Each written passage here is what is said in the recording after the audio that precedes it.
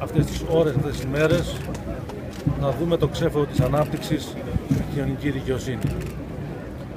Το μήνυμα της 28 Οκτωβρίου είναι επίκαιρο, είναι ζωντανό, είναι μήνυμα κατά του ναζισμού, κατά του ρατσισμού, κατά των διακρίσεων εις βάρος των πολιτών.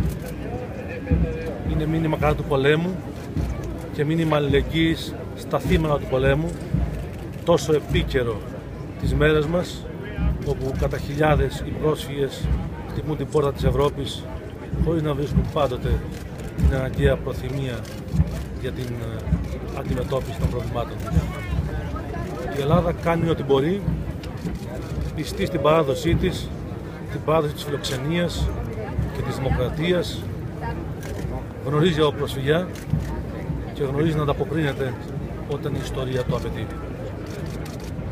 Το μήνυμα της επετείου είναι ένα μήνυμα δημοκρατίας και θεμέλιο σχολείο, ιδιαίτερα το δημόσιο σχολείο.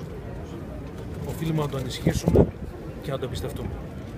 Καλή χρονιά σε όλους και συγχαρητήρια για την σημερινή παρέλαση στα παιδιά, στους δασκάλους και τους διοργανωτές.